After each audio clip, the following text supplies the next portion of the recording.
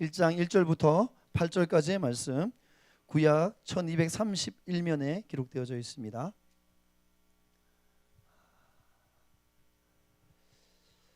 우리 함께 일어나서 하나님의 말씀 같이 받을까요?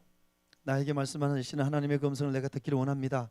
우리 말씀에 대한 기대함과 사모함을 가지고 여러분 자리에서 일어나서 하나님의 말씀을 받을 때 저와 여러분의 한 절씩 서로 교독하면서 하나님의 말씀을 우리 받도록 하겠습니다. 제가 먼저 1절 말씀이 있습니다. 유다 왕 여호야김이 다스린 지 3년이 된 해 바벨론 왕 느부갓네살이 예루살렘에 이르러 성을 에워쌌더니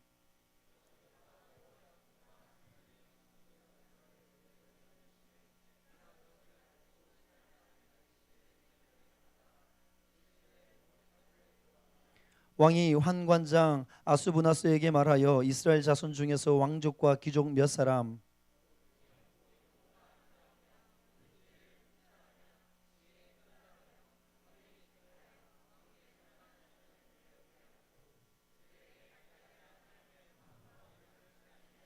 또 왕이 지정하여 그들에게 왕의 음식과 그가 마시는 포도주에서 날마다 쓸 것을 주어 3년을 기르게 하였으니 그 후에 그들은 왕 앞에 서게 될 것이더라.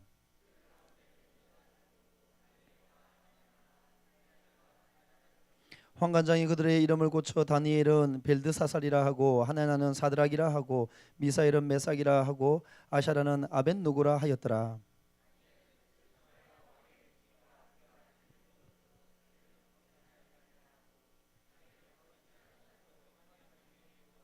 아멘.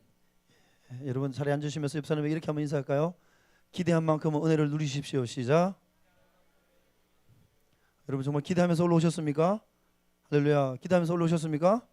여러분 기대 안 하셨어요? 저는 굉장히 기대를 했어요. 왜냐하면 여러분 화목 집회를 준비하면서 어떤 분을 모시고 하나님께서 우리에게 말씀해 주실까 기대하면서 기도하면서 강사 목사님을 이렇게 섭외하고 찾고 두드리는데 참 감사한 것은 이번 이 가을에 우리가 준비했던 이 화목 집회를 준비하면서 강사 목사님께 연락을 드렸는데 참 감사한 것은 저희가 하는 이 집회 기간만 딱 비어 있어요.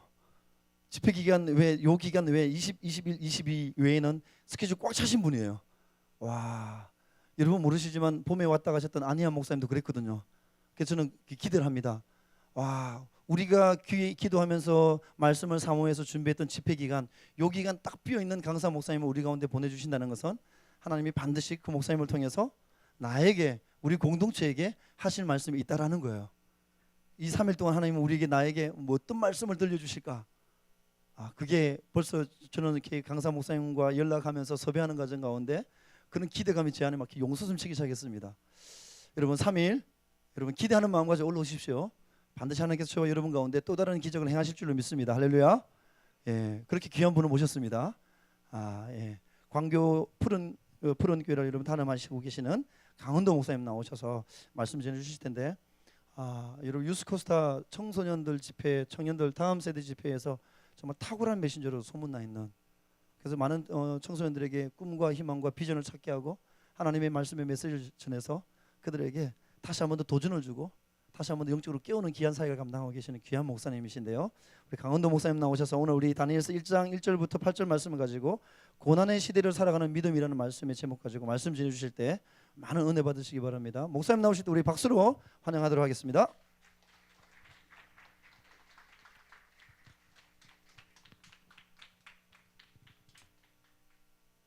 오늘 제가 개인적으로 이렇게 좀 온탕 냉탕을 왔다 갔다 하는 느낌입니다. 왜냐하면 제가 오후에 2시간을 대학교 채플에 설교를 했거든요.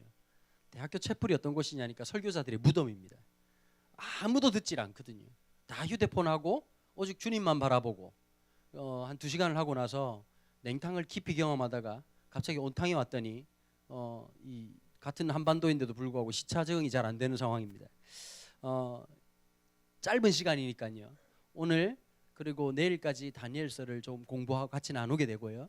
그리고 이제 우리가 하나님 앞에 다윗의 삶에 대해서 조금 살펴보는 시간들을 가짐으로써 한 3번 정도의 말씀의 시간을 나누려고 합니다. 성경에서 볼 때 가장 부러운 사람 몇 명 꽂으라 그러면 그 중에 한 명을 저는 주저없이 다니엘이라고 생각합니다.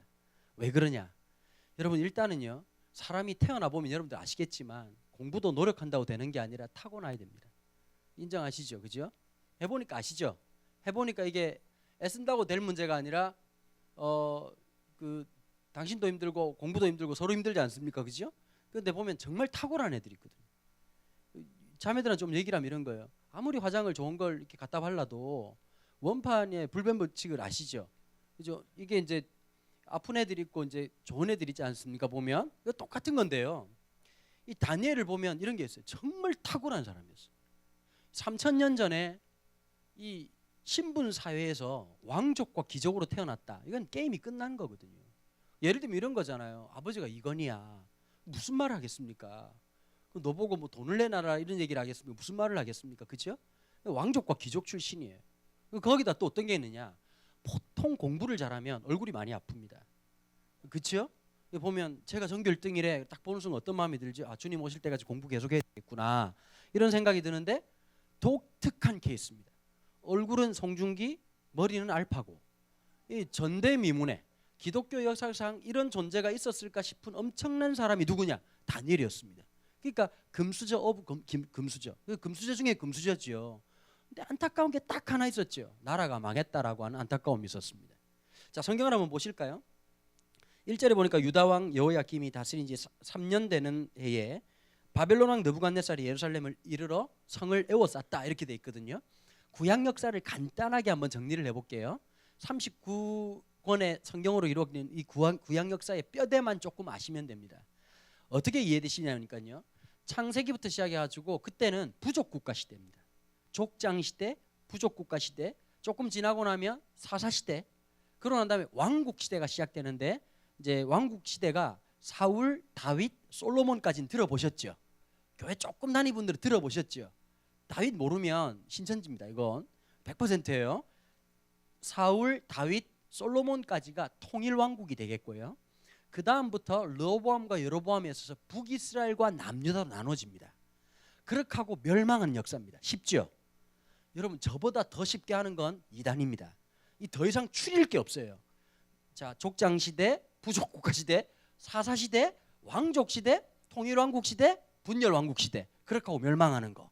자, 그런데 분열 왕국 시대와 맞춰 가지고 일반적인 세속 역사를 조금 짜맞추듯이 맞춰야 되거든요. 5나라만 외우시면 됩니다. 내일까지 우리 같이 공부를 해야 되니까 한번 5나라만 여러분 겁내지 마시고요. 5나라만 하시면 성경에 있는 제국 역사 다 정리하는 겁니다. 저를 믿고 따라오시면 되겠습니다. 첫 번째 따라해 볼까요? 아시리아. 성경에 보면 아수르라고 돼 있죠. 근데 보면 이제 그 공식적 명칭을 하면 아시리아라고 하는 게 맞습니다. 두 번째는 바벨론이야. 바벨론이라고 기록돼 있죠. 첫 번째가 어디라고요? 자, 그럼 이게 분열 왕국하고의 특징이 있다 그랬어요. 북이스라엘이 먼저 멸망합니다. 그 다음에 남유다가 멸망합니다. 2나라밖에 안 했거든. 지금 한번 찍어 맞춰 보시는 거예요. 북이스라엘이 먼저 멸망했다 그랬죠. 누구한테 멸망했을까요? 여러분 이게 안 되시면 공부를 못 하시는 게 아니라 전두엽에 문제가 있는 겁니다. 자, 북이스라엘은 누구한테 멸망했을까요? 아시리아에 멸망합니다. 그러면 남유다는 누구한테 멸망할까요? 바벨로니아, 바로 성경에 지금 나오고 있는 느부갓네살 왕에 의해서 멸망당합니다. 세 번째 나라가 어디냐? 따라볼까요? 페르시아. 옛날 성경에 보면 메데와 바사, 메타이 페르시아라고 돼 있는데 그게 통칭해서 페르시아입니다. 페르시아 하면 떠올릴 나라가 영화가 하나 있죠. 300이라는 영화 보셨죠? 300이라는 영화에 보면 왕이 한 명 나타나가지고 난 자비롭다 했던 그 왕이 페르시아 왕입니다. 자, 네 번째 왕국이 어디냐니까 알렉산더 대왕이라고 들어보셨죠? 알렉산더 대왕이 세웠던 그리스 제국입니다. 그걸 갖다가 한문으로 말하면 헬라 제국, 헬라라고 되지요. 자, 그럼 4가지 나라를 했습니다. 한번 첫 번째가 어디라고요? 두 번째가 어디라고요? 세 번째가 어디라고요? 네 번째가 헬라 제국입니다. 5번째가 예수님 시대였던 로마 제국입니다. 요거만 정리하시면 신구약 성경에 있는 제국 역사를 다 정리한 겁니다. 쉽지요? 아니 서로 불안해하시는 것 같은데 첫 번째가 어디라고요? 두 번째가 어디라고요? 세 번째가 어디라고요? 네 번째가 어디라고요? 헬라 제국. 5번째가 어디라고요? 로마 제국. 이렇게 끝납니다. 자, 그런데 한 가지 정리를 해보셔야 될게요. 왜 북이스라엘과 남유다는 하나님의 말씀을 듣지 않아가지고 아수르와 바벨론에 의해서 이렇게 무참하게 무너졌는가 하는 것을 조금은 공부를 하셔야 됩니다. 자, 창세기에 보시면 이스라엘을 제외한 나라 중에서 자주 언급되고 있는 나라가 하나 있습니다. 어딜까요? 그냥 찍어보세요. 그렇죠. 애굽이죠. 지금으로 말하면 이집트죠. 그러니까 옛날 사람들 말에 하면 여기를 근동지방이라고 얘기하고, 예수님 이 팔레스타인 지역을 근동지방이라고 하는데 지금은 그 말을 쓰지 않습니다. 왜 근동지방이란 말을 쓰지 않냐면, 우리나라 입장에서 보면 팔레스타인은 서쪽에 있습니까? 동쪽에 있습니까? 서쪽에 있죠. 그럼 근동이라는 것은 가까운 동쪽이란 뜻이죠. 그러면 그 당시에 근동지방이란 말을 썼던 나라의 역사, 그러니까 역사 기술에 있어서 어디가 기준점이었을까요? 유럽입니다. 유럽이 기준점이었으니까 팔레스타인이 동쪽이죠. 가까운, 지금 사람 말 못 알아들으시죠? 그래서 원래는 어떤 말을 써야 맞느냐 하니까 근동지방이란 말을 쓰시는 분들은 옛날에 공부하신 분들이고, 지금은 뭐라고 정리를 하냐니까 서아시아 지역이라고 해야 정확하게 맞습니다. 서아시아 지역에, 고대 서아시아 지역의 패권은 누가 잡고 있었느냐? 이집트가 잡고 있었죠. 이집트 하면 떠오르는 게 몇 가지가 있죠. 피라미드 스핑크스 같은 거죠. 피라미드 스핑크스 누가 만들었습니까? 당대에 이스라엘 백성들이 요셉 때 드디어 곡식이 없어가지고 요셉이 총리가 돼 있는 사이에 아버지와 함께 이집트로 내려가게 되죠. 이집트로 갔다가 성경책에서 보니까 특별한 고센 땅이라고 하는 땅에 머물면서 특혜 지역, 그러니까 아들이 국무총리니까 얼마나 특혜를 많이 받았겠습니까? 거기서 잘 키우고 있는데 갑자기 성경책에서 보면 돌변한 사건이 나오죠. 이집트 역사로 볼 때는 요셉을 잊어버릴 수가 없어요. 여러분, 우리가 공부를 아무리 못해도 이순신은 알지 않습니까? 그죠? 우리가 아무리 공부를 못해도 하다못해 뭐 영종조는 다 알지 않습니까? 마찬가지로 이집트 역사에 있어서 보면은 이 요셉이라는 사람은 절대절명의 사람이죠. 7년 동안 풍년과 기근의 시간들을 보냈던 사람. 이 머리 나쁜 사람들이 이렇게 말하는 거예요. 풍년 때 열심히 돈 모아가지고 뭐 기근 때 쓰면 된다. 이건 여러분, 그런 사람들은 정치인 되면 어떻게 될까요? 나라가 큰일 나겠죠. 생각해 보십시오. 곡식을 거둔다고 말할 때 마을마다 지역마다 곡식이 나는 양이 다를 수 있을 거 아닙니까? 어떤 땅은 많이 나는 땅도 있고, 안 그러면 형평성에 문제가 생기겠죠. 정치력이라고 하는 게 쉬운 게 아닙니다. 어떤 땅이 어떤 기준으로 어떻게 해가지고 세분화해가지고 사람들이 불만이 없이 곡식을 거둬들이고 7년 동안, 최소 7년 동안 뭐 해야 되죠? 보관 기술이라고 하는 과학적 기술을 접근해야 되는 거예요. 또 하나가 있어요. 7년 동안 돈을 많이 버니까 사람들이 도덕적 해이가 생길까요, 안 생길까요? 그 도덕적 해이를 막아내기 위한 고도의 정치력이 필요할까요, 안 필요할까요? 그걸 행할 수 있어야 되고, 7년 동안 기근이 있으면 사람들은 멘붕에 빠지고 멘탈 붕괴가 될 거 아닙니까? 그죠? 자, 그러는데 도덕적인 그 부분들을 사람들에게 안정감을 주면서 7년 동안, 그러니까 14년 마스터 플랜을 다 가지고 있는 지도자여야 됐단 말이에요.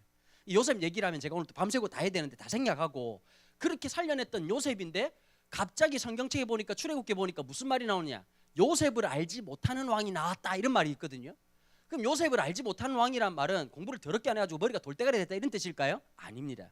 이것은 고대 사회를 이해를 해야, 그 당시의 역사학을 이해를 해야 이해가 되는 게 하나 있습니다. 요셉이 왕이 됐을 때, 여러분 보세요. 지금도 우리가 민족 간에 갈등이 있습니까, 없습니까? 있죠. 있는데 이집트 왕국에서 아무리 사람이 없다 손치더라도 타민족 사람을 뽑아서 쓴다는 건 이해가 될까요, 안 될까요?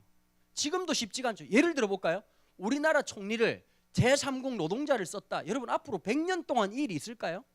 제가 볼 때는 힘들거든요. 미국 역사에서도 미국의 흑인 대통령 한 명 나오기가 엄청나게 오랜 세월이 걸렸지 않습니까? 그 당시에도 불가능한 일이었는데 왜 가능했느냐? 그 당시에 이 왕조 이름이 힉소스라는 왕조입니다. 뭐하고 똑같으냐니까, 중국 원나라는 한족에서 다스림받은 나라가 아니었죠. 몽고족에 의해서 세워진 나라였지 않습니까? 타민족이, 힉소스라는 민족이 이집트를 침공해 옵니다. 그래서 그 당시에 힉소스라고 하는 왕조가 만들어졌습니다. 그러니까 타민족 출신이었던 힉소스 왕조였기 때문에 타민족 출신인 요셉을 뽑는 게 상대적으로 용이했겠지요. 자, 그렇다면 한번 맞춰보세요. 요셉을 알지 못하는 왕이 나왔다는 말의 뜻이 뭘까요? 아니, 지금까지 열심히 설명을 했잖아요. 그러면 좀 찍어 맞추는 힘이 있어야 될 거 아니에요. 여러분, 청년들 잘 들으셔야 돼요. 머리는 드라이하라고 있는 게 아니고 쓰셔야 되는 거예요. 자, 무슨 말일까요? 왕조가 바뀌었단 말이겠죠. 어떤 왕조가 생겼을까요? 이집트 원 왕조가 다시 회복됐다는 뜻입니다. 그렇다면 힉소스 왕조 때 있었던 모든 것들은 지우고 싶을까요? 기억하고 싶을까요? 지우고 싶었죠. 자, 그럼 힉소스는 멸망했느냐? 아닙니다. 쫓겨났습니다. 호시탐탐 힉소스는 다시 이집트를 침공하려고 하겠지요? 그죠? 그렇다면 이스라엘 민족은 원래부터 친 힉소스적인 성향을 가지고 있었겠죠. 그러면 이집트 정부 입장에서 보면 힉소스도 디펜스를 해야 되지만 내부에 있는 이스라엘 백성들도 디펜스를 해야 될까 안 해야 될까요? 그래서 어떻게 했냐? 산화제한을 시작한 겁니다. 아들을 못 낳게 한 거예요. 이해되시겠죠? 무슨 말인지. 자, 그렇게 하고 있으면서 이제 역사가 쭉 흐르는데요. 그러면서 이스라엘 백성들을 탄압하기 시작하는 거예요. 어떻게 했느냐? 산부인과 의사들을 보내가지고 여자가 자식을 낳을 때 아들이면 죽여라 그랬는데 그 산부인과 의사들이 하나님의 놀라운 역사를 경험했습니다. 여러분, 하나님 역사라고 하는 게 참 신기한 게 있어요. 잘 먹고 잘 살게만 하는 게 아니라 하나님의 축복은 다양합니다. 어떤 축복이 있느냐면 이스라엘이 주신 독특한 축복. 이게 그 생명을 무지하게 낳는 거예요. 하여튼 그냥 뒤돌아서면 임신이에요. 그냥 유산이 없어요. 그냥 막 뒤돌아서면 임신이고 이스라엘 여자들은 입덧이 없어. 그냥 막 임신의 체질화.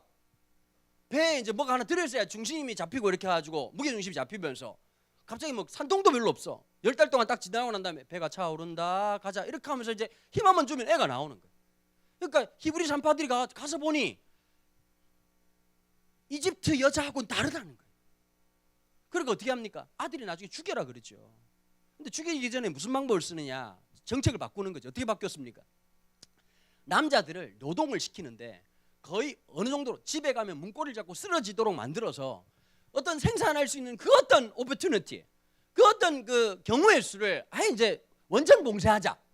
그러니까 이제 노동을 통한 하여튼 그런 걸 하려고 한 거죠. 근데 하나님 어떻게 하셨느냐? 노동이 너무 힘든 거야. 미쳐. 그러면서 만든 게 스핑크스 피라미드란 말이에요.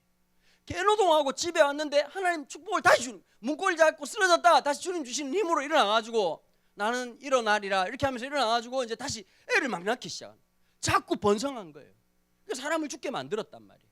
자, 쉽게 말하면 고대 서아시아 지역의 패권은 이집트였습니다. 우리나라가 중국을 섬겼듯이 사대를 했단 말이에요. 근데 하나님 뭐라고 말씀하시죠?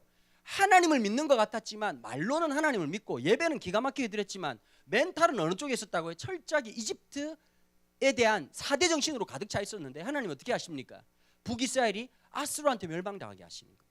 하나님께서 남유다는 중간에서 얼마나 힘들었겠어요. 갑자기 북이스라엘이 아수르한테 개털려 버리니까 지금까지 정치적인 라인은 어느 쪽이었을까요? 이집트 쪽이었을 거 아닙니까? 근데 갑자기 채널을 두 가지를 채널하고 있다가 누구한테 생각지도 못했던 바벨론한테 깨졌다. 바벨론이 어디냐? 지금 현재 이란과 이라크 지역입니다.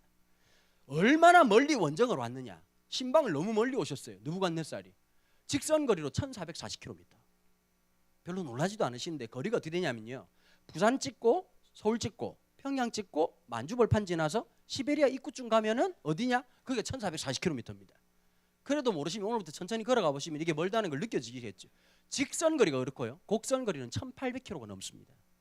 엄청난 거리를 와가지고 남유다에 딱 와서 예루살렘 문을 두드린 거예요. 두드렸는데 열겠습니까? 안 열겠습니까? 안 열었죠. 왜 안 열었을까요? 우린 누가 있다? 이집트가 도와줄 거라고 하는 그 당시에 남유다 정치인들은 머리가 되게 잘 돌아갔거든. 협력을 하여튼 막 그냥 그 콜라보를 무지하게 많이 했어요. MOU 체결 같은 걸 엄청나게 많이 해가지고 우린 딱 기다리고 있다. 왜냐? 바벨론이 패권을 잡으려고 하면 누구를 넘어서야 됩니까? 이집트를 넘어서야 되거든요. 근데 이집트와의 전쟁이 어떻게 시작되느냐?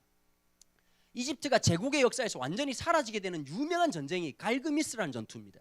여기 이 당시에 느부갓네살 왕은 왕의 신분이 아니라 황태자의 신분으로 전쟁에 참여하게 되고요. 이 전쟁에서 이집트가 무참하게 박살나버립니다. 그런 제국의 역사에 사라져버리죠. 여러분, 가끔씩 우리나라 그 귀중한 이 국보 같은 게 일제강점기 때 일본 놈들이 강제로 가져가가지고 안 돌려주면 열 받습니까? 안 받습니까? 열 되게 받죠. 이분들이 일배인가? 왜 반응이 이러시지? 여러분, 열 받잖아요. 근데 여러분, 그런 걸로 따지면 제일, 죄송합니다, 표현이 좀 이래도 어른들이 좀 이해를 하시고, 제가 지금 하는 말이 방언이 아니라 이분들이 살아 숨쉬는 말, 빡이 치는 게요. 어디냐면 이집트예요. 여러분, 대형 박물관 가면 그럴싸한 건 전부 다 이집트에서 뜯어온 겁니다. 그죠? 어마무시한 작품들 다 뜯어왔습니다. 르브르 박물관 3분의 2가 이집트 겁니다. 안 돌려주거든요. 이게 사실은 굉장히 억울한 거죠. 이집트가 완전히 멸망하게 됐던 게 누구냐? 바로 느부갓네살과의 전쟁이었던 갈그미스 전투가 끝나고 난 다음에 돌아오면서 문을 열어주지 않았던 예루살렘, 이스라엘을 어떻게 했을까요? 완전 초전박살을 내버린 겁니다. 완전히 어떻게 했냐? 이스라엘의 심장이었고 이스라엘의 자존심이었던 예루살렘 성전, 거기서 또 지성소를 어떻게 하느냐? 지성소를 완전히 파괴시켜버립니다. 공중 화장실로 만들어버린 거예요. 여기에서 이중적 충격이 있습니다. 이스라엘 사람들의 신앙은 하나님에 대해서 절대적인 신앙이었으나 내면으로 들어가 보면 무슨 문제가 있느냐면 그 신앙 자체가 성경적이지 않았습니다. 여러분 잘 들으셔야 돼요. 캐톨릭 신앙에서 굉장히 열정적인 나라가 어디예요? 필리핀이죠. 필리핀 가보면 캐톨릭 중에서 좀 이상한 사람들이 되게 많거든요. 신앙이 뜨겁다고 해서 그 사람들이 성경적이냐? 그 생각을 해봐야 돼요. 철두철미하게 믿었어. 그런데 뭘 믿었느냐? 조금 이상한 걸 믿는 거예요. 이 사람들은 뭘 믿었냐면 지성소에 하나님이 계시다라고 믿었어. 그 하나님이 갑자기 우리는 왜 안 죽느냐고 생각했느냐? 예루살렘이 절대로 무너지지 않는다고 마지막까지 낙관주의를 가졌느냐? 이유는 딱 하나야. 예루살렘에 하나님 계셔가지고 우리나라 국회의사당에 우리 민족이 어려움을 당하면 그런 얘기 들어보셨지 않습니까? 국회의사당 돔이 열리면서 태권부회가 나오신다는 건국 이래 한 번도 본 적이 없는 그 사람들 어떻게 우리가 어려움을 당하면 지성소에서 어떤 새끼고 이렇게 하고 나오실 하나님을 기대했단 말이야. 마지막까지 개긴 거야. 그런데 하나님 나타났다 안 나타났다? 지성소가 깨졌는데 하나님 계셨다 안 계셨다? 멘붕이죠. 여러분 이럴 때가 있어요.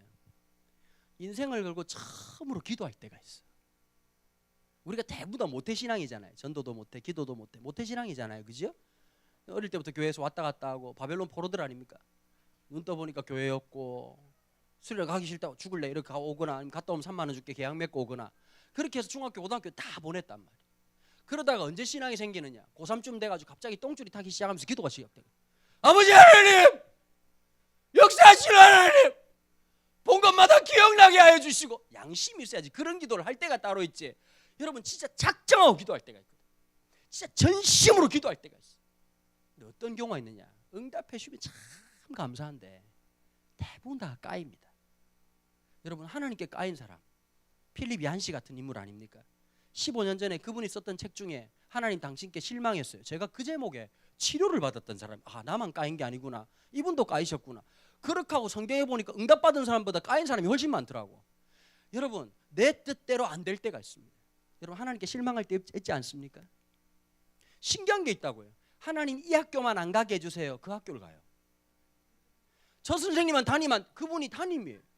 하나님 얘만 옆에 앉아 있어요. 참 인생이 신기하거든요. 그렇지 않아요? 살다 보면 내 뜻대로 되는 게 잘 없어. 내 계획대로 여러분 생각대로 되면 여기 앉아 있으면 안 돼. 여기 앉아 있다는 뜻은 뭔가가 꼬였다는 뜻이고 참 그렇죠. 여러분 제일 고인 사람이 누굽니까? 다니엘 아닙니까? 왕족과 귀족 출신이에요. 끝내주는 집안이었어. 그럼 얘는 그냥 인생 그냥 탄탄대로가 준비되어 있는데 눈 떠보니까 남유다가 완전 아작이 나고. 그런데 이 바벨론 느부갓네살이 탁월한 게 뭐냐면요, 이런 거예요. 만약에 상대 국가를 갖다가 점령하고 난 다음에 돌아가야 될 거 아닙니까? 계산을 지금 군사학으로 계산을 해보면 이 당시에 기동력으로 볼 때 1900m에 가까운 이 거리를 다시 곡선거리로 돌아가는 거리를 생각해보면 28개월, 36개월 걸립니다. 그럼 돌아갔다가 거기도 독립전쟁 같은 거 일어날 거 아닙니까? 그죠? 독립전쟁이 일어났다는 소식 듣는데 1년 걸리고, 야 모여라 3년 걸리고, 출발 3년 걸려가지고 가면 게임이 끝납니다. 맞아요 안 맞아요? 그래서 어떻게 했냐, 제국의 역사 중에서 식민지 정책 중에서 간접 통치라는 방식을 최초로 썼던 인물이 누구냐면 바로 느부갓네살입니다. 어떻게 했느냐, 왕족과 귀족의 자녀들 중에 똑똑한 놈들을 뽑아갔어요. 쉽게 말하면 컴퓨터에 CPU하고 메모리를 뽑은 거예요. 휴대폰에 배터리를 뽑아간 거야. 그럼 나라가 완전히 붕괴되겠지요. 그 아이들을 철저하게 3년 동안 갈대 학문을 가르쳐가지고 친바벨론적 의식을 갖게 만들어서 빼도 박도 못하게 민족적 의식주의를, 그러니까 의식화 운동을 열심히 시켜가지고 다시 보내서 철저하게 바벨론이 원하는 국가적 형태로 움직이도록 만드는 것이 느부갓네살의 전략이었거든요. 이건 삼성 구조본에서도 생각하지 못할 엄청난 능력과 이 브레인의 사고방식을 가지고 철저하게 준비를 했어. 그런데 이 학교가 더럽게 최초의 특목고인데 더럽게 입학하기 어려워요. 한번 볼까요? 4절에 보니까 외모부터 봤습니다. 일단 혈통을 봐요. 귀족과 왕족 중에서 4절 한번 볼까요? 시작. 흠이 없고, 우리는 안 되겠죠. 두 번째, 용모가 아름다우며. 진짜 안 될 거 안 같습니까? 세 번째, 학문에 익숙하며. 학문 모든 지혜에 통찰하며. 그 다음에 지식에 통달함. 통달은 아는데 지식을 모르죠. 학문에 익숙함. 여러분 학교를 그렇게 다니는데 학교는 여전히 익숙하지 않지 않습니까? 이 다섯 가지의 덕목에 다만, 그러니까 얼굴은 송중기, 머리는 알파고, 혈통은 로얄 패밀리의 피가 팡팡 돌고 있는 이 아이가 뽑혀갔단 말이에요. 여러분 가봤더니 바벨론의 중심이었어요. 여러분 성경에 기록되지 않지만 다니엘의 기도가 뭘까요? 하나님 집에 보내주세요. 하나님 끌려가면서 울면서 그 오랜 세월을 갔지만 하나님 침묵하셨거든요. 여러분 신앙을 진짜 배울 때 첫 번째 배워야 될 게 있습니다. 응답 전에 배워야 될 게 있습니다. 하나님의 부재, 하나님의 침묵입니다. 청년의 시간에 사실 말을 못하고 말을 안 해서 그렇지 하나님이 응답하시는 것보다 더 많이 고통스러운 게 뭐냐? 하나님의 침묵입니다. 하나님의 임재가 아닙니다. 하나님의 부재입니다. 교회에 오면 하나님이 겨우 임재하는 것 같아요. 기도할 때 하나님 계신 것 같아요. 여러분 근데 일상생활로 돌아가서 학교 다닐 때가 좀 나아. 직장 가봐. 어? 주의 나라고 영광이고 뭐가 있습니까? 그냥 우리의 위로는 아메리카노고 뭐 참 다람쥐 쳇바퀴 돌듯이 월화수목금토일 월화수금 계속 돌면서 그냥 애가 너덜너덜해져가지고 주일날 나타나가지고 또 찬양하다가 더 너덜너덜해져 또 월요일에 출근하고 참 힘들고 거기에서 막 대학교 다닐 때 막 집회 가가지고 막 열방을 주시옵소서 나라와 민족을 아버지 나에게 맡겨 주시옵소서 직장 가봐. 여러분 직장 가는 것도 그 쉬웠습니까? 쉽지 않았잖아요. 정규직 되는 게 하늘의 별 따기처럼 힘들어가지고 지금 대학 가가지고 여러분 신입사원 들어가면 프로젝트를 맡깁니까? 우리 보고 기획서를 한번 써봐봐. 여러분 그건 드라마에서 하는 짓이지 우리가 뭐합니까? 복사와 워드 손가락이 보이지 않으며 복사 좀 해요. 네! 제가 복사는 제가 좋아합니다. 커피 막 두 손가락 동시에 타면서 막 흔들고 와야 되고 진짜 비참하고 힘든 그 일상을 살아간다는 게 쉽지가 않아요. 맞아요 안 맞아요? 너무너무 힘든데 교회까지 와가지고 그래도 열방을 품어야 된다고 와가지고 회사에서는 너덜너덜 교회에서는 더 너덜너덜 도대체 주님 내 갈 길이 어딥니까? 이렇게 하고 있다고. 너무너무 힘든 거예요. 한순간 한순간 살아가는 게 너무 힘든데 다니엘도 마찬가지 아니었겠습니까? 내가 왜 이렇게 살아야 되는지 내가 왕족과 귀족으로 태어나가지고 이 정도 머리가 있었으면 하나님 나라만 멸망하지 않았으면 내가 이런 일이 없을 텐데 하나님 why me? 왜 내가 이런 삶을 살아야 됩니까? 여러분 요즘 청년들 보면 시대를 진짜 잘못 타고났거든요. 제가 대학교 90학번입니다. 저희 때만 해도 만만치가 않았는데요. 저희 앞 선배들 진짜 저희 사촌 형님이 79학번입니다. 79년도 우리나라가 고도성장할 때였거든요. 우리 형님 취업이 언제 됐느냐? 대학교 3학년 때 됐습니다. 그 당시에는 대학교는 노세 젊어서 놀아의 끝판왕이었습니다.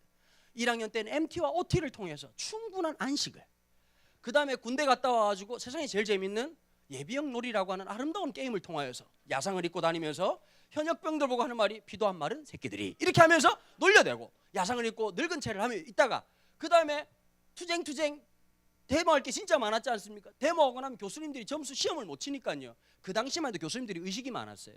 데모하는 학생들을 보면서 부끄러운 거예요. 우리가 공부한 사람으로서 진짜 조선시대 유생들처럼 목숨을 걸고 투쟁해야 되는데 나는 못하지만 내 제자들이 나가니까 어떻게 하냐 교수님들이 막 양심이 있으니까 학생들 성적을 어떻게 주냐 받아라 A 다다다다다 A를 쏘면서 막 미안해 너 B였니? 다시 A 다다다 이렇게 하면서 수많은 학생들이 시험을 안 쳤다고. 3학년 되면은 어땠냐 그 당시에요 우리나라가 제가 어릴 때만 해도 중국을 중국이라고 안 배우고 중공이라고 배웠거든요. 중국 공산당 러시아가 아니라 소비에트 연방이었어요. 그러니까 냉전 체제 시대 속에서 미국의 시장 역할을 했던 그 공장 역할을 했던 일본이 포화가 되면서요. 일본이 점점점 레이버가 높아지니까 우리나라의 자유 경쟁지대라고 해가지고 창원 마산 지역에다가 일본의 노동 집약적인 모든 산업들 소니, 산요 같은 것들 갖다 굉장히 많이 유치하고 구로공론정에 우리나라 봉제 기술 지금으로 말하면 캄보디아, 베트남이 했던 일 우리나라가 그때 감당을 한 거예요. 문제가 무역을 해야 되는데 그 당시에 문과 쪽에서는 제일 인기 있는 과가 법대가 아니었습니다. 영문과였습니다. 영문과 출신들은 그러니까 회사마다요 리크루트 요원들이 어디 가느냐 영문과 애들 잡아오는 게 메인 프로젝트야. 그 당시에 영문과 교수님들이 짭짤했어요. 사이드로 들어오는 게 왜 그러냐니까 이 친구들이 와가지고 교수님 10분만 시간 달라고, 수업 시간에 10분만 시간 달라고 그러면 교수님들이 허락해 주는 사람 누가 있습니까? 책값이라 좀 드려야 되고 좀 이렇게 거마비라도 드려야 들어가니까 들어가가지고 저희 형님이 3학년 2학기 때인데요, 갑자기 코롱이란 상사가 만들어졌어요. 78년도에 만들어져가지고 79년에 딱 들어오더니 이러는 거예요. 그 80년 들어와가지고 자 남학생들 오른손 한번 들어보십시오. 들었다는 거예요. 합격입니다. 그렇게 합격이 됐어요. 그런 시대가 있었다고. 아마 우리 장로님들, 우리 어르신들 중에 그런 시대가 아주 짧았지만 있었어요. 그런 시대가 있는 반면 요즘은 진짜 죽어나거든요. 공부해도 답이 안 보여요. 옛날에는 뭐 공부 열심히 하면 다 된다 그랬는데 요즘 공부로 성공할 확률이 0.7%입니다. 쉽지가 않거든요. 장사가 쉽습니까? 뭐가 쉽습니까? 여러분, 우리 어릴 때부터 쏘가 살았잖아요. 대학 가서 네 마음대로 해라. 되던가요? 살이 빠집니까? 대학 가면? 계속 처먹는데. 이화여 대학생들이 데모를 냈어요. 피켓을 들고. 엄마, 대학 가면 남자친구 생긴다며. 네 얼굴을 보세요. 답이 나오지. 근데 여러분, 진짜 내 사랑도 내 마음대로 안 되고 너무너무 힘들고 지칠 때란 말이에요. 여러분, 모든 사람이 그렇게 생각할 수가 있어요. 저는 40대 중반을 넘어서 목회자로서 참 어렵습니다.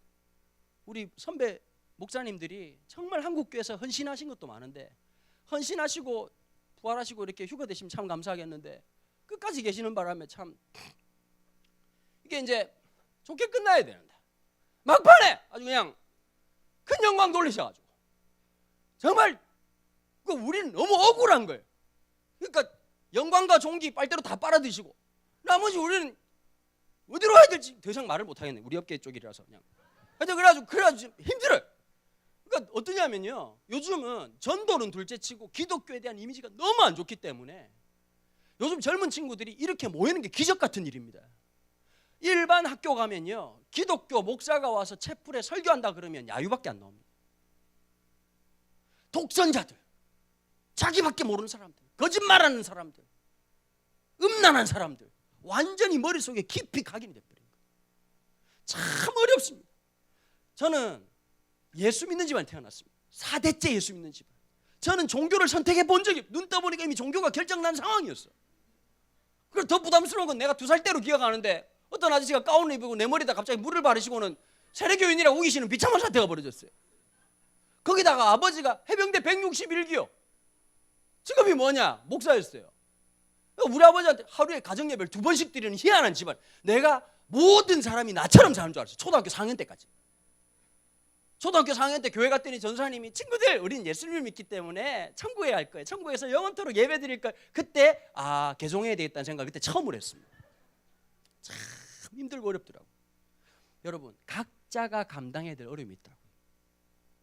우리 연로하신 장로님들이나 권사님들 산업화 시대는 어땠을까요? 그분들 진짜 힘들게 자식이 안 나오면 이 기도하는 거. 하나님, 이 아이 굶기지 않도록 축복해달라. 그는 생존하는 게 너무 힘든 시대였거든요. 저는 우리 대한민국이요, 산업화 시대가 민주화 세대를 이해해주고 민주화 세대가 산업화 세대를 존경해줘야 된다고 생각해요. 이 통합이 일어나지 않으면 역사라고 하는 건 단절로 일어나는 게 아니거든요. 지금껏 좌파다 우파다 서로 싸워대고 있으면 한국 역사는 절대 소망이 없습니다. 서로의 공과에 대해서 인정하고 다음으로 넘어가야 되거든요. 쉽게 말하면 제가 지금 말하는 건 이데올로기에 대한 얘기가 아니라 각자가 감당해야 될 어려움이 있다는 거예요. 여기 있는 우리 청년들 중에서 쟤는 나보다 낫겠지. 여러분, 제일 철안 돈 소리가 그 소리입니다. 쟤는 나보다 낫겠지. 여러분, 나은 사람 아무도 없습니다. 나름대로 어렵고 나름대로 고통스럽고 나름대로 어려운. 제 아들이요, 나보고 이러는 거예요. 사춘기인데 나보고 그러는 거야. 너무 짜증이 난다는 거예요. 왜 짜증이 나냐 그랬더니 이것도 좀 보니까 제 안에 문제점이 있어. 아니 좀 여러분, 명절 때 이렇게 용돈을 받으면 어느 정도는 좀 이렇게, 물론 이제 엄마 지분을 챙기는 건 이해를 하겠으나 애가 자람에 따라서 어느 정도 이렇게 나눠줌으로써 이제 자산 정직을 할 수 있도록 기회를 부여줘야 되는데 엄마가 너무 많이 가져간 거야. 하나님도 11조만 가져가시는데 이분은 어떻게 하냐니까 11조를 주고 10의 9를 가져가. 그러니까 애가 불만이 생기는 거지. 내가 보니까 구조적 악이에요. 왜냐, 아내는 명절이 되면 기뻐. 2명의 앵벌이를 통해서 충분한 사이드 잡이 생기니까 가가지고 막 계속 가가지고 막 안 주게 안 받겠다 그러면 옆구리 찔러 받아라 이러면서 막 받아가지고 막 애들이 막 풍성하게 오니까 너무 기쁜 거예요. 근데 아들이 나보고 그러는 거야. 너무 화가 난다는 거예요. 왜 나는 내 돈을 못 쓰냐는 거예요. 내가 뭐라고 말했냐니까. 그걸로 따지면 내가 제일 억울하다. 네가 처 입는 거 다 내 돈이다. 네가 먹는 거 다 내 돈이다. 내 돈 네가 정말 그걸로 따지면 내가 제일 억울하다. 여러분 사람마다 다 다르단 말이에요. 다니엘도 다니엘다움. 여러분 그래서요 20대 때 제일 중요한 게 있습니다. 신앙적인 정서적인 철이 들어야 돼요. 제일 바보가 뭐냐고. 나는 왜? 여러분 그 10대에 어울리지 20대 때 하기에는 조금 쪽팔립니다. 다니엘도 그런 생각 가질 수 있잖아요. 누가 철이 들을 수 있는 건가요? 하나님이 나를 여기 보내셨다라고 하는 믿음적 고백이 나올 때까지. 왜 하나님이 바로 응답 안 해주신지 아세요? 왜 하나님의 얼굴을 때로는 감추시는지 아세요? 왜 하나님이 침묵하신지 아세요? 우리가 신앙의 눈으로 주님을 바라볼 때까지 기다려주시는 거예요. 내가 어쩔 수 없는 상황 속에서 에이 더러워 나는 왜 이런 거야, 나는 왜 이것밖에 안 되는 거야가 아니라 하나님이 나를 여기 보내신 이유와 목적이 있다는 것을 깨달을 때까지. 다니엘은 여기서 뭘 말하는 건가요? 느부갓네살의 최초의 특목고에 들어와가지고 여기서 잘 먹고 잘 살면 돼. 보십시오. 여기는 완전히 고통 가운데서도 완전히 철밥통 하나 찬 모습이 딱 나오거든요. 5절에 보십시오. 또 왕이 지정하여 그들에게 왕의 음식과 그가 마시는 포도주 날마다 쓸 것을 주어 급식을 국가가 보전해주고 왕이 직접 뽑아주는 최고의 음식, 최고의 포도주, 최고의 모든 공부할 시스템을 만들어주고. 왜 그렇게 했느냐? 5절 보니까 뭐라 했죠? 그 후에 그들은 왕 앞에 서게 될 것이더라. After 3 years. 3년 후에 얘들은 바벨론이라고 하는 최대 제국 국가에서 하이 오피셜, 가장 높은 고위공직자로 쓰임받을 사람들이란 말이에요. 자, 그러면 충성을 맹세해야 되지 않을까요? 목숨을 걸어야 되지 않을까요? 근데 다니엘은 뭘 했느냐? 하나님께 뜻을 정했다고 얘기한 거예요. 사람들은 아무것도 모르고 그냥 하나님처럼 우리가 다니엘처럼 하나님께 뜻을 정합시다. 여러분 쉬울 것 같죠? 절대 쉬운 거 아닙니다. 무엇 때문에 알게 됐느냐? 왜 하나님께 뜻을 정했느냐? 7절입니다. 7절 한번 보실까요? 함께 읽습니다. 환관장이 그들의 이름을 고쳐 다니엘은 벨드사살이라 하고 하나냐는 사드락이라 하고 메삭이라 하고 아사랴는 아벳느고라 하였더라. 여러분 고대 전쟁의 특징이 있습니다. 고대 전쟁은 신과 신들의 전쟁입니다. 여러분들 알아듣지만 중고딩들은 못 알아들어가지고 신과 신들의 전쟁은 아디다스와 나이키 전쟁인 줄 아는데 그게 아니고 믿고 있는 신들의 전쟁입니다. 그래서 고대 전쟁에서 특징은 승자가 된 왕은 상대방 왕을, 패자인 왕을 끌고 옵니다. 끌고 와서 두 가지를 하죠. 눈을 뽑습니다. 그 다음에 발등상, 쉽게 말하면 우리가 이제 소파 문화를 살다 보면 발을 놓는 곳이 있죠, 그죠? 리크라이너 같은 경우에 이거 좀 살아봐야 이게 무슨 말인지 알아듣는데, 그거 하면 이제 발 놓는 곳이 따로 있거든요. 그걸 발등상이라고 표현하죠. 이게 그레코 로만 사회에 있던 아주 편만한 문화입니다. 승자의 문화, 아주 그 귀족들 문화인데 어떻게 하느냐? 승자인 왕이 상대방 머리를 발로 밟음으로써 발등상을 삼고 사람들은 소리를 지를 때 왕이 상대방 왕의 목을 잘라버립니다. 두 번째 하는 일이 있습니다. 우리의 신이 이겼기 때문에 상대방 신전에서 뭘 끌고 올까요? 신전에서 신상을 끌고 와가지고 자기네들 신상 밑에다가 패자였던 신상을 꼬꾸라트리게 만들어가지고 자기네들의 신을 찬양하고 경배하는 것이 국가적으로 굉장히 중요한 의미였거든요. 근데 좀 충격적인 거예요. 느부갓네살이 신전에 들어왔어요. 예루살렘 신전에 들어왔죠. 아무리 뒤져도 신상이 있습니까? 없습니까? 없는 거예요. 얘들아 신상을 가져와라. 전하 없는데요. 야 임마 신전이 이렇게 큰데 왜 없어? 그러니까 어떻게 하냐. 2절에 보면 되게 웃긴 말이 나오거든요. 신들의 신전에 가서 뭐 하냐? 그릇 몇 개를 들고 온 거예요. 야 그릇밖에 없는데요. 그래? 그럼 그거라도 챙겨 들고 온 거예요. 나중에 보면 6장에 보면 벨사살 왕이 거기다 술 따라 먹다가 마지막 바벨론의 종말을 구하는 내용이 나오고, 이 성경을 다음에 한번 보시면 굉장히 여러분 이 드라마보다 재미있는 게 성경입니다. 목사님들이 너무너무 재미없게 설교해서 그렇지 성경은 굉장히 재미난 성경 글입니다. 깜짝 놀라는 게 목사님들이 보면 어떻게 저렇게 재미있는 걸 저렇게 재미없게 말할까? 저 어른 목사님들 보면 가끔씩 놀랄 때 저렇게 재미없는 말을 하는데 교인들이 웃어줄 때 저게 진짜 웃음일까 비웃음일까? 내 입장에서는 좀 이해가 안 될 때가 많아요. 그런데도 웃어주는 수많은 이 장로님 권사님들 때문에 교회가 유지되고 있지 않나, 이런 생각을 개인적으로 하고 있습니다. 그런데 이 이스라엘 사람들의 모든 이름은 하나님과 연관이 있거든요. 다니엘이라는 이름이 바벨론 체제에서는 안 맞는 이름이에요. 왜냐? 엘이라고 하는 게 하나님이고요. 단이라고 하는 뜻이 무슨 뜻이냐니까 심판하신다. 여호와께서 심판하신다. 그러니까 요즘 애들 말로 하면 여호와가 짱이다. 그럼 여러분 바벨론에 느부갓네살 시대에 여호와가 짱이다. 이게 될까요? 안 되죠. 있을 수가 없는 얘기죠. 그 이름을 전부 다 뭐로 바꾸느냐? 당시 바벨론은 다실론 사회입니다. 패자였던 여호와의 이름을 쓰지 못하게 하고 자기네들의 신들의 수많은 이름들 중에 그 이름을 가지고서 상대방을 비방한 이름을 씁니다. 벨드사살, 벨의 종이야 넌. 세상의 이름으로 바꿔놓죠. 여러분 이게 우리 지금 시대에 없을까요? 저는 있다고 생각합니다. 세상은 우리를 하나님의 자녀로 못 살게 하고 고3으로 만들어 놓습니다. 넌 고3이야. 넌 고3이야. 넌 취준생이야. 세상은 끊임없이 우리를 세상의 이름으로 우리의 존재를 바꿔버립니다. 여러분 누구이십니까? 여러분 누구라고 고백하고 사십니까? 여러분 진짜 하나님 자녀 맞습니까? 여러분 그 정체성을 가지십시오. 다니엘이 어디에서 눈치를 챈지 아세요? 바벨론의 화려함이 아닙니다. 사람은 뭐에 속느냐? 화려함에 속습니다. 대한민국이 그렇죠. 저희 교회 집사님 중에요. 신경정신과 의사가 있습니다. 신경정신과 의사 중에 두 종류가 있답니다. 수술 가능한 의사가 있고 그냥 열심히 공부하는 의사가 있답니다. 신경정신과를 가면요. 테스트를 한대요. 10분 동안 인터넷 레지던트 뽑을 때 손가락을 내밀 한번 해보실래요? 손가락 한번 내밀어 보세요. 이렇게 아주 손끝이 10분 동안 떨리면 안 된대요. 왜냐? 아주 미세하게 신경을 체크해야 되잖아요. 지금 한다고 되는 건 아닙니다. 이러면 계속 들고 있을 게 아니고 이건 뭐 이미 끝난 게임이죠. 그런데요. 저희 교회 집사님이 인턴 레지던트를 서울대를 냈습니다. 서울대에서 했습니다. 근데 서울대 출신이 아니었어요. 지방대 출신이에요. 모진 학대와 모진 서러움을 혼자 다 받은 거예요. 근데 기가 막힌 게 서울대 애들이 공부는 진짜 잘하는데 수술을 못하는 거예요. 여러분 이런 게 있잖아요. 서울대 영양조리학과 나오면 요리 제일 잘합니까? 여러분 맛집 가면 할머니들 한 명씩 앉아있죠. 할머니 어느 대학 나오셨어요? 그럼 국자로 맞을 수도 있습니다. 우리는 쏟고 있는 게 하나 있거든요. 학벌이 좋으면 그 사람이 잘할 거라는 착각입니다. 여러분 서울대 의대 나오면 수술을 잘하는 게 아니고요. 손기술이 있어야 돼요. 스키플 한 진짜 이 손이 끝내주는 사람이 있거든요. 보면 그죠? 어떤 사람은 뭐든지 만지면 배우지 않았는데 잘 고치는 사람이 있고 어떤 사람 손 대면 다 아작이 나는 사람이 있어요. 사람마다 다 달라. 근데 이분이 그러더라고요. 제가 놀란 얘기를 들었어요. 서울대에 들어와가지고 그 교수님한테 수술 받으려고 줄을 섰다는 거예요. 그런데 그 수술의 90%를 본인이 한 거예요.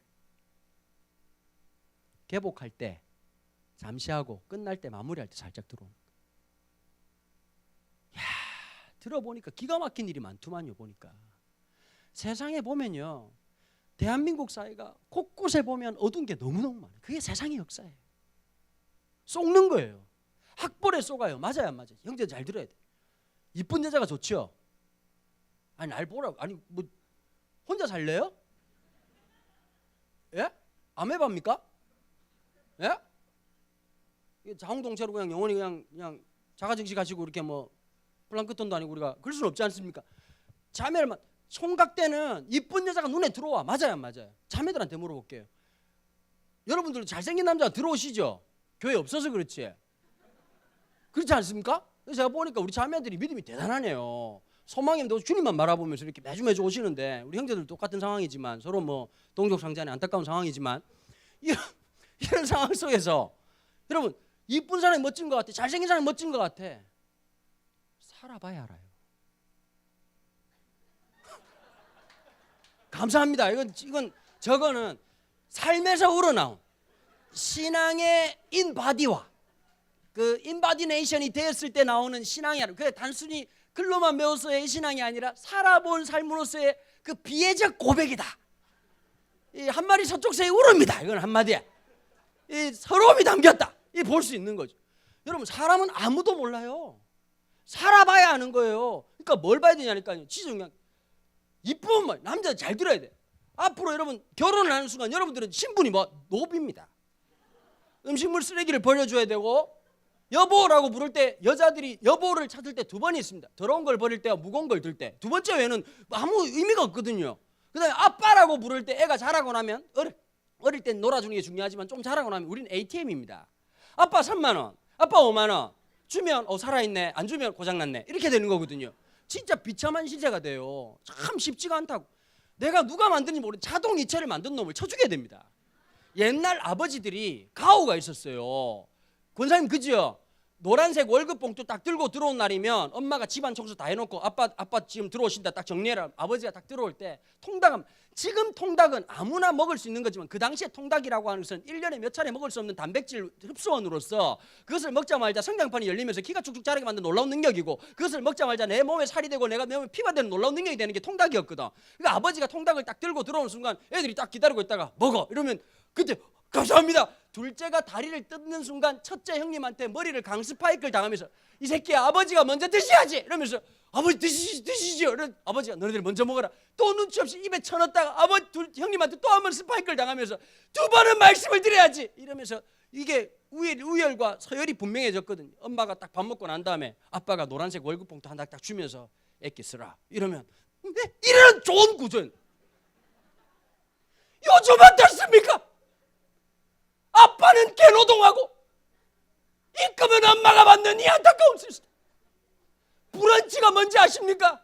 아침도 아니고 점심도 아닌 것이 빵 두 장 구워가 계란 노른자 2개 띄워서 동네 풀 뜯어가지고 드레싱하고 19,800원 저먹는 게 그게 브런치 가게 100% 여자들만 하였습니다.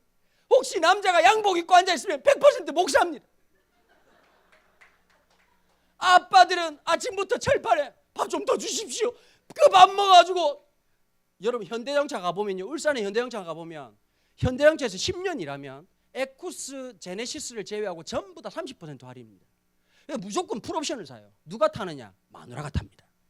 아빠들은 뭘 타고 출근하시냐? 오토바이를 타고 출근하십니다. 옷은 365일 봄, 여름, 가을, 겨울 현대자동차. 장례식도 현대자동차, 결혼식도 현대자동차, 교회도 현대자동차, 팬티에도 현대자동차가 새게 된 놀라운 사실이죠. 참 보면 고생 많이. 참 아버지들이 외로워요. 물론 여자도 마찬가지겠죠. 서로가 외롭고 힘들고 어려운 시대이지만 이걸 알아야 돼요. 자꾸 헷갈리지 마세요. 우리가 하나님의 자녀라는 사실을. 제가 지지난주에 목동 SBS 사원 예배를 드리러 갔어요. 사원 예배 설교하고 난 다음에요, 식당을 가가지고 제가 그날 참 분위기 파악을 못했어요. 결혼 기념일이었어. 근데 내가 그날 깜빡했잖아. 15년 살아봐. 깜빡하지. 살아주는 게 고마운 거지. 그렇게 하고 있는데 아내가 갑자기 여보 그날 나 그날까지 몰랐어요. 여보 그날 무슨 일 있어? 그날 집회 있지. 그러자마자 아내 눈에서 레지가 나오더라고. 그때 느꼈지. 아하 뭔가가 있구나. 가만 생각해보니까 요때쯤 결혼했다라는 어설픈 추억 속에서 전두엽에서 흘러나오는 한마디의 외마디 소리가 나오는데 그래가지고 나 갑자기 그날 예배 마치고 난 다음에 목동에서 열심히 검색해서 요즘 아줌마들한테 핫한 플레이스라고 하는 목동 작은 프랑스라는 식당에 가지고 예약을 하고 딱 들어갔어요. 근데 하필 잘못 앉았어. 목동 아줌마 5명이 와가지고 떠들기 시작하는데 와 진짜 갈라디아 2장 20절 실천하고 싶더라고. 십자가 못 받고 싶은 거야. 진짜 너무 떠들어가지고. 그런데 주로 하는 얘기 뭐냐? 부동산 얘기. 어디 집값이 얼마 올랐더라. 아줌마 한 명이요. 그 다음부터 초등학교는 어느 학교가 좋고 어느 학원을 보내야 되고 중학교는 어디로 가야 되고 고등학교 내 얼굴을 딱 여러분 관상을 보면 대부분 나오지 않습니까? 얼굴을 보니까 공부를 못했을 얼굴이에요. 그리고 딸이 한 명 데려간 딸이 얼굴이 많이 아픈 상태였습니다. 얼굴이 가보경장이었어요. 굉장히 안타까운 상황이었는데 어쨌든 그런 얘기를 하는데 제가 딱 느꼈어요. 저 중에서도 분명히 한 명은 그리스도인이 있을 건데 여러분 그런 말 들으면 어떨까요? 내가 지금 빨리 집을 사야 되나? 난 왜 이렇지? 저 여자는 시아버지가 뭘 사줬대. 누가 뭘 했대. 여러분 모든 사람들이 마음이 그럴 때 아닙니까? 여러분 무엇 때문에 열등감을 느끼십니까? 무엇 때문에 마음이 힘드십니까? 어쩌면 우리가 30년 전 우리 어른들이 한 번이라도 꿈꿔봤던 세상을 우리는 지금 현실로 살아가고 있습니다. 냉장고 열어보십시오. 먹을 게 없는 집이 있습니까? 여러분 못 산 사람들이 특징이 있거든요. 저는 아버지가 개척교회만 3번 하신 분입니다. 저는 제 나이에 비하면 아주 후지게 자라가지고요. 제가 어릴 때 초등학교 들어가기 전까지 집이 아직도 부산에 남아 있습니다. 해운대 옆에 송정이라는 동네인데요. 저희 아버지 할아버지가 직접 지으신 돌로 만든 담이 아직도 남아 있습니다. 저는 어릴 때 보니까요. 지금 서울 분들하고 대조를 해보면 거의 저하고 20년, 15년 나이 많으신 분하고 비슷하게 자랐어요. 문화 자체가. 제가 부산의 전포동 출신이거든요. 전두환이 포기한 동네라고 별명이 붙어있는 동네지요. 진짜 안타까운 동네였습니다. 방 하나 부엌 하나.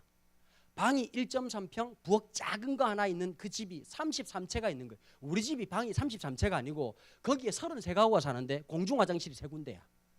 저는 어릴 때부터 생존적 스쿼트를 하고 살았단 말이에요. 화장실을 갈 때마다 푸세식이기 때문에 하체가 무너지는 순간 주님을 바로 만나거든요.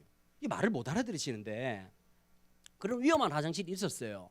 그래가지고 늘 스쿼트를 하는 자세로 이제 앉아가지고 하체가 튼튼하죠. 지금도. 고등학교 2학년 때 처음 양변기에 앉아봤어요. 참 어렵고 힘든 순간이었어요. 여러분 저희 집에 냉장고가 처음 들어온 게 초등학교 6학년 때예요. 우리 장로님들 아실 거예요. 이코노 TV라고. 그것도 우리 이모 집에서 줘가지고 흑백 TV. 여러분 TV 문이 달렸던 그런 시대가 있었다니까. 아버지는 리모컨이 없는 시대인데 아버지는 리모컨이 있었어. 7번 이러면 우린 틀어야 돼. 그분이 말씀하신 우린 결정한다. 북한이죠. 당이 결정하면 우리는 한다. 그렇게 하고 살았어요. 훨씬 좋은 시대를 살아요. 사실은 여러분 우리나라만큼 사는 사람들 제가 말하는 게 지금 뭐 다른 얘기를 하자는 게 아니라 우리가 행복한데 뭐냐면 날마다 위에 것만 바라보고 사니까 늘 부족하다고 느끼는 거예요. 행복은 더 많은 걸 갖는 데 있지 않아요. 만약에 다니엘의 삶이 더 높은 인생을 바라보고 더 많은 것을 가지려고 했더라면 그냥 그렇게 살지 않았겠죠. 하나님이 나를 여기에 보내신 목적이 있다. 그 부르심을 갖기 시작하면서 좌표를 찾기 시작하는 거예요. 하나님께 뜻을 정했다는 말의 뜻이 뭔지 아세요? 악기의 음을 맞췄다는 뜻이에요. 아무리 좋은 바이올린도 몇백억 하는 바이올린도 음이 안 맞으면 연주 못합니다. 아무리 비싼 시계도 시간이 안 맞으면 시계의 고유한 기능을 못하는 겁니다. 여러분 인생이 지금 어디에 맞춰져 있습니까? 여러분들을 향한 목적과 하나님의 계획이 있다는 거 아십니까? 그런데 이걸 알아야 돼요. 그 목적과 하나님의 뜻이 쉽게 기도 몇 번 한다고 당장 응답받는 아주 싸구려틱하게 생각하고 있다면 여러분들은 너무 미천한 신앙을 갖고 있는 겁니다. 눈물을 흘려야 됩니다. 땀을 쏟아야 됩니다. 애를 써야 됩니다. 20대는 어떤 시간이냐? 내 인생의 한계를 결정짓는 시간입니다. 어디가 인생의 한계입니까? 내 몸이 끝이라고 말하는 거기가 끝입니다. 여러분 열받을 때가 있을 거예요. 20대니까. 맞아요 안 맞아요? 그 열받는 걸 다 열내면 여러분들은 깊어지지 않습니다. 참아낼 줄 알아야 되고 견뎌낼 줄 알 때 깊어지고 단단해지는 겁니다. 제가 그럴 때가 있었거든요. 저도 다혈질이라 20대 때 진짜 화 많이 냈던 것 같습니다. 나중에 어른들을 보면 이해가 되더라고. 아, 화가 안 나서 안 내는 게 아니라 참는 게 기술이라는 걸 저분들이 배운 거구나. 소리 지르는 거 누구나 할 수 있지만 그 시간을 버티는 거구나. 여러분 저도 마찬가지예요. 아빠가 돼보고 남편이 돼보니 견뎌야 될 게 있는 거예요. 저도 아침에 잘 못 일어나는 놈이었는데 제가 새벽에 벌떡벌떡 일어난 거 볼 때마다 내가 아빠구나, 내가 남편이구나 깨달을 때 진짜 많습니다. 그리스도인으로서 내가 감당해야 되고 내가 쏟아야 될 땀이 있고 고통이 있고 눈물이 있습니다. 그걸 쏟아야 되는 겁니다. 이해는 다 못합니다. 다 알 수 없습니다. 그러나 한 가지입니다. 하나님이 날 여기 보내셨다. 여러분 이 믿음을 살고 시간이 지나고 난 다음에 뒤돌아보면 그것을 뭐라고 말하는지 아십니까? 하나님의 역사라고 얘기하는 겁니다. 하나님은 찾습니다. 순종하는 사람입니다. 끝까지 순종하는 사람입니다. 여러분 그 순종의 자리에 설 때 하나님 나라 영광을 보는 겁니다. 여러분 깨달아 아는 것이 믿음이 아닙니다. 그렇게 살아가는 겁니다. 받아들이고 인내하는 겁니다. 끝까지 저항하고 살아가는 겁니다. 하나님의 사람으로서. 여러분 그리스도인들의 저항의식을 가져야 되거든요. 투쟁 단결투쟁이 아니라 어떤 것이죠? 이 세상의 잘못된 가치관에 대한 거룩함으로서의 저항의식. 바벨론에 살고 있지만 나는 바벨론 느부갓네살의 사람이 아니라 하나님의 사람이라고 하는 구별된 의식. 하나님의 영광을 향한 삶들. 저는 오늘 화요일날 이 자리에 시간을 냈다는 것 자체가 저는 의미가 있다고 생각합니다. 여러분 돈 내는 건 쉽습니다. 시간 내는 게 더 어려운 시대입니다. 안 모입니다. 그래서 제가 참 감사한 게요. 고척교회 청년들이 화, 수, 목 모인다 그래가지고 제가 한 번 더 물어요. 진짜 모여요? 이렇게 모이는 청년들이었거든요. 이렇게 모였다는 것 자체가 제일 분위기 파악 못하는 사람들이 오늘 작게 왔다고 야단치니까 우리는 왔잖아요. 안 온 사람 보고 욕을 하든지 온 사람이 왜 욕을 듣습니까? 어차피 여러분 온 분들이 너무 귀한 분들이에요. 한 명 한 명이 그 시간 하나님 기억하시거든요. 지나보니까요 하나님은 하나하나 기억하시는 거예요. 제가요 아빠가 돼 보면 애들은 못 기억하지만 그 아이가 했던 한마디 한마디를 기억해요. 걔는 몰라. 근데 그 한마디를 기억하는 거예요. 여러분 애가 사춘기 때 얼마나 짜증나는 줄 아세요?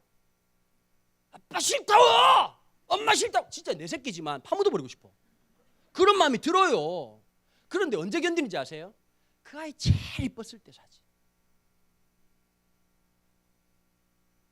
말만 꺼내도 이뻤던 말. 엄마가 먹어. 아빠가 먹어. 그 한마디 기억하고 그 시간을 보내는 거예요. 곧 옵니다. 개봉박두. 축복합니다. 멀지 않습니다. 너의 모습을 똑같이 볼 거예요. 말씀을 정리하겠습니다. 9시입니다. 시간 강박증 환자로서 우리가 하나님 자녀라는 거 잊지 맙시다. 내가 감당해야 될 거 감당해야 됩니다. 저는 아버지가 그렇게 싫었습니다. 너무 독단적이셨고. 근데 어느 날 아버지를 사랑하게 된 계기가 있습니다. 제가 아들을 낳고 난 다음에 서울에 한번 오셨습니다. 아버지하고 이런저런 얘기를 하다가 늘 바쁘셨죠. 목회하느라고. 단 한 번도 집에 돌봐보실 적이 없고 학교에 한번 오신 적이 없으십니다. 그 흔한 가족 사진 한 장 찍어본 적이 없습니다. 아무것도 없더라고요.